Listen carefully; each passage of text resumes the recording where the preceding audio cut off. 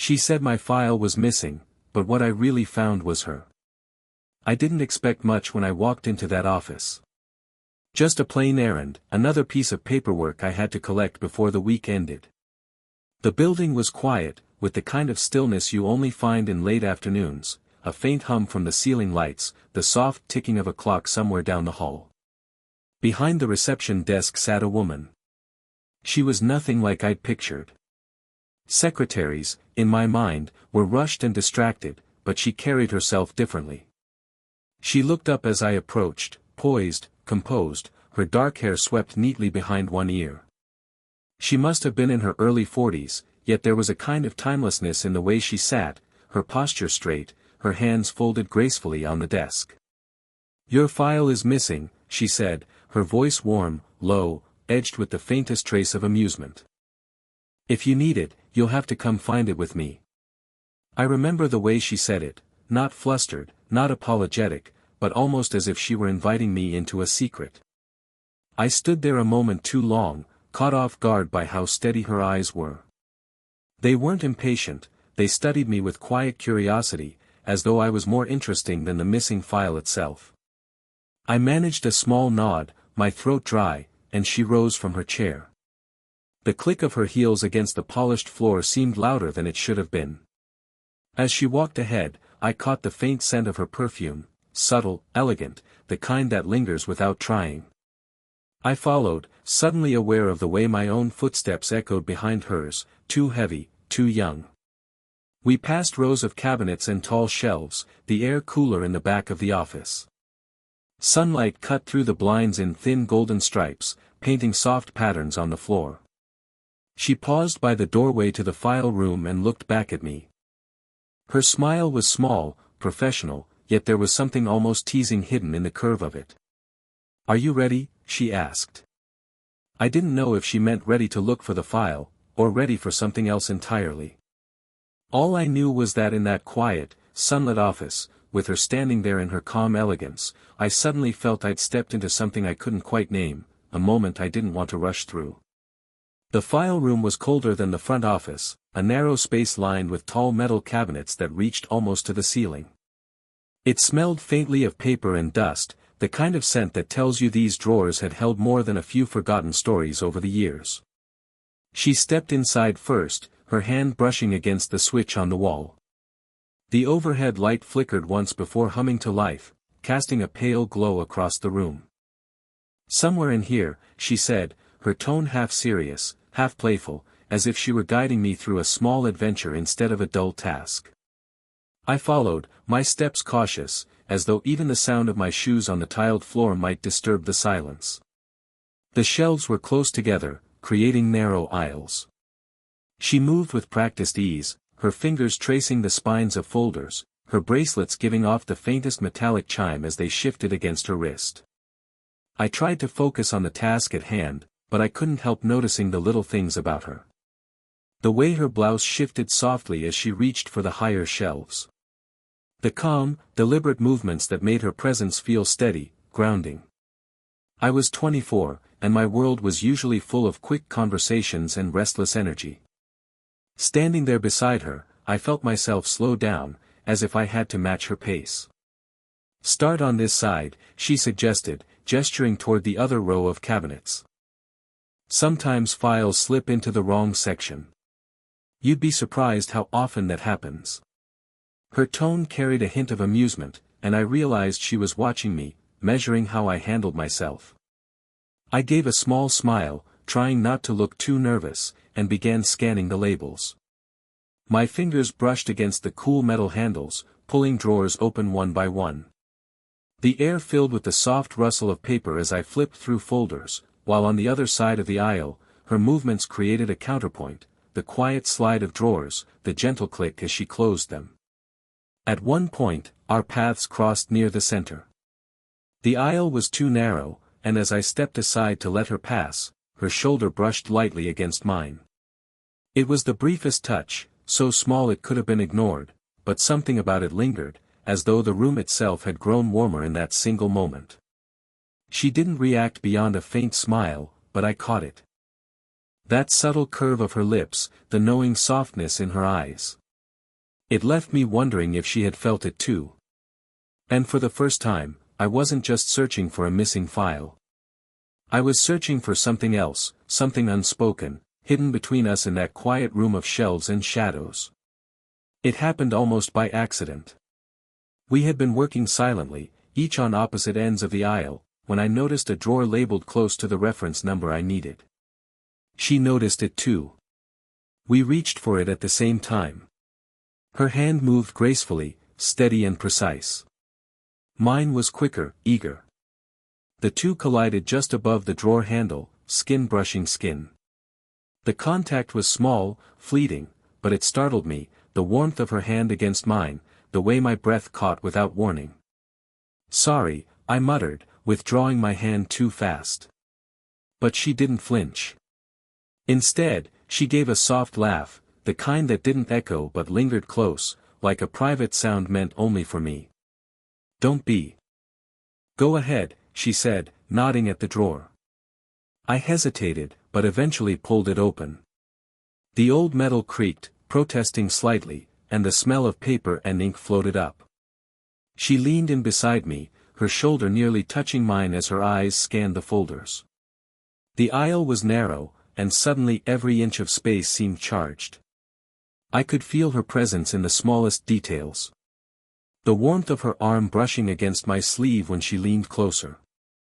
The faint rise and fall of her breath beside me. The quiet concentration etched across her features as her fingers danced lightly over the labels. I tried to focus on the files, but my gaze betrayed me. For a moment, I watched the way her hair slipped across her cheek as she bent forward, catching the stray strands with a simple, elegant motion. She looked so composed, yet so human, in that small, unguarded moment. "Not here," she murmured, sliding another folder back into place. Her voice was calm, but there was a softness in it, as though she wasn't only talking about the file. I cleared my throat, trying to push away the thought. "We'll find it," I said quietly. Our eyes met then. Just for a second, but it was enough. Her gaze wasn't stern, nor detached, it held a quiet steadiness, a depth that unsettled me in the best possible way. I felt suddenly transparent, as if she could see every thought I was trying not to think. The silence stretched, neither of us moving away. My hand lingered on the open drawer, hers rested just above it, close enough that if I shifted even slightly, we would be touching again. It was nothing.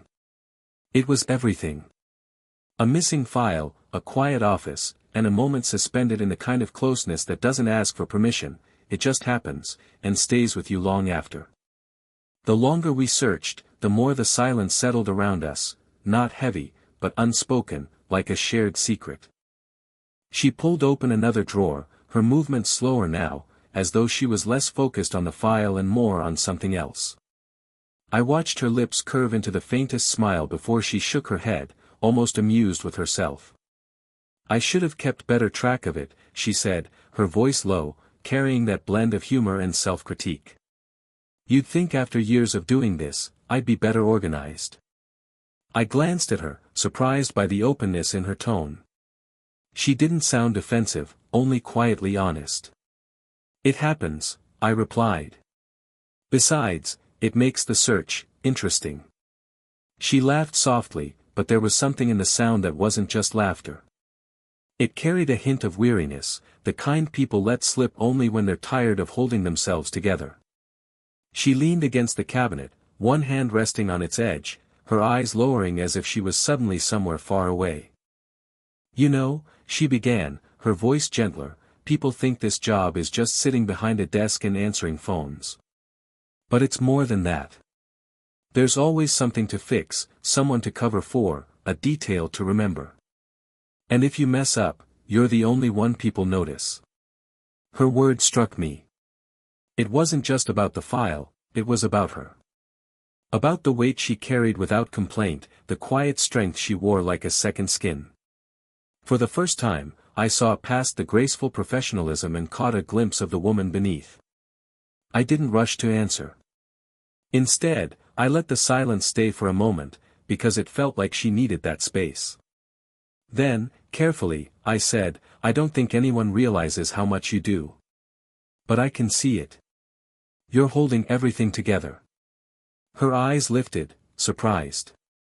The look she gave me was softer now, almost vulnerable, as though no one had said those words to her in a long time. For a moment, she looked less like the untouchable figure behind the desk and more like a woman who wanted someone to notice her, not just her efficiency. "Thank you," she whispered, and her voice carried a quiet sincerity that stirred something deep in me. In that dim room of drawers and paper, the search for a missing file had shifted. It wasn't just about finding documents anymore. It was about uncovering truths, the kind that lived in quiet confessions, in glances that lasted too long, in the fragile space where two lives brushed together. She crouched down to check a lower drawer, her fingers trailing lightly over the labels as she scanned them. I stayed a step back, giving her space, but my eyes kept drifting toward her. There was something almost graceful in the way she moved, even in such an ordinary act. The drawer resisted at first, sticking slightly, and she leaned harder, tugging with a small frown of determination. Then, in one clumsy instant, it slid too quickly. She wavered, nearly losing her balance. Before I even thought, I stepped forward, my hand closing gently around her arm to steady her. The fabric of her blouse was cool under my touch, but beneath it, I felt the warmth of her skin, real, steady, grounding. She froze, just for a second, and I wondered if she felt it too, the unspoken weight of a simple gesture. Her eyes flicked up to mine, surprised but not startled. For a heartbeat, neither of us moved. My hand remained there, fingers resting lightly on her arm, not gripping, not pulling, just holding her steady.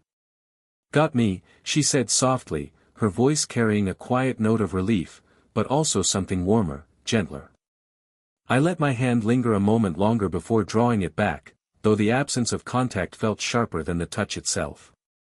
She straightened slowly, brushing a strand of hair behind her ear, her composure returning, but her cheeks carried the faintest hint of color. I tried to focus on the drawer she had opened, but the moment hung between us. My heartbeat was too loud in my chest, and I found myself caught in the memory of how natural it had felt to reach for her, how instinctive. "Thank you," she murmured, almost under her breath, as though it wasn't just about the drawer or her balance. I nodded, unsure of what to say. Words felt too heavy, too clumsy, compared to the silence that had passed between us. She reached back into the drawer, resuming the search, but the energy of the room had changed. Every move felt slower, charged with an awareness we hadn't spoken aloud.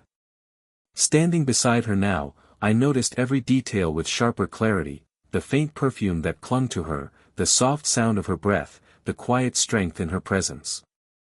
And though the search for the file continued, I knew that what had just happened meant more than misplaced paperwork. It was the beginning of something unspoken, a small moment that shifted everything. The room had grown warmer, or maybe it was just me. I tried to distract myself by pulling open another drawer, flipping through the endless rows of beige folders. My focus wavered, though, with every small sound she made beside me, the rustle of paper, the quiet clearing of her throat, the faint brush of her sleeve against mine whenever our search brought us too close. Then, almost unexpectedly, she let out a soft breath that turned into laughter. "Here," she said, her voice rich with relief. She held up a folder, its tab slightly bent, the name typed neatly across the edge.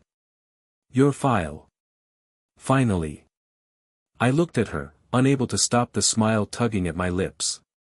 The way she held it out, half triumphant, half amused, made it feel like we'd just uncovered a hidden treasure instead of a misplaced piece of paperwork. I reached for it, but as I did, her fingers didn't immediately let go. They overlapped with mine, warm and steady, holding the folder between us. The touch was small, ordinary on the surface, but something in it felt different. Her eyes met mine as if she knew it too, as if she wasn't quite ready to let the moment end.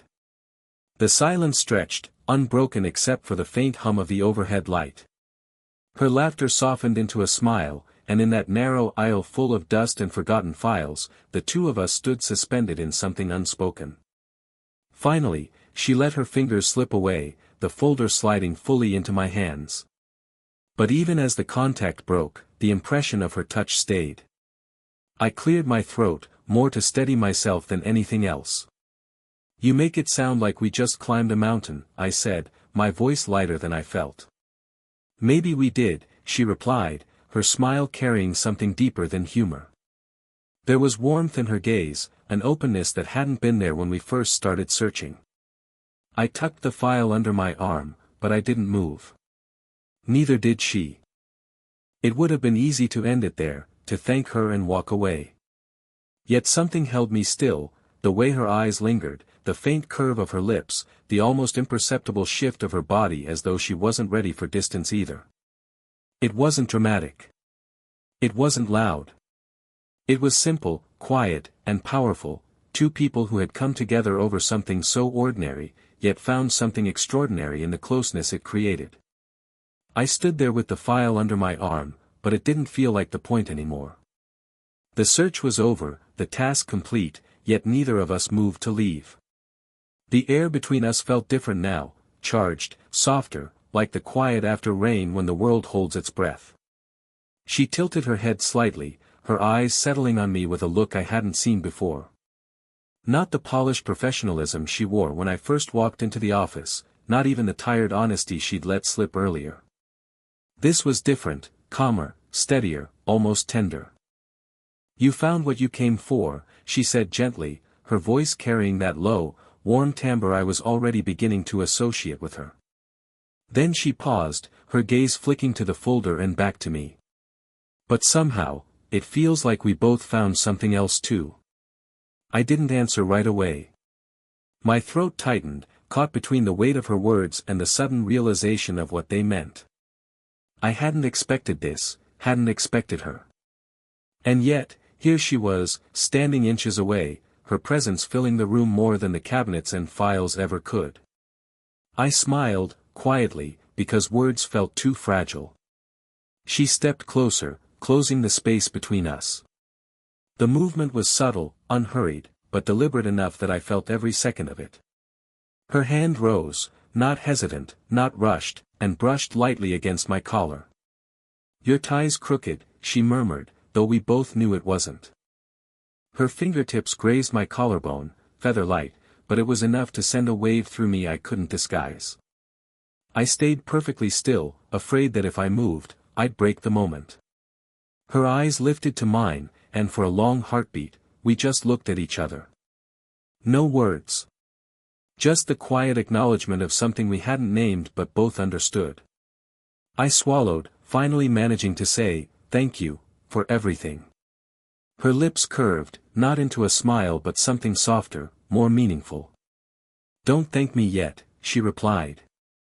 Then, after a beat, she added in a voice so quiet I almost missed it, "You don't have to wait until another file goes missing to come back." The words lingered in the air, carrying a weight far beyond their simplicity. My chest tightened, but not with nerves anymore. With something warmer. Something that felt like the start of a story neither of us had expected to write. She stepped back slightly, enough to let the moment breathe, but her presence remained close, like a warmth you carry even after the fire is out of sight. I held the folder a little tighter, not because it mattered, but because I needed something to ground me. As I turned to leave, her voice followed me, soft but certain, "Anytime." And somehow, that single word stayed with me longer than the file ever would.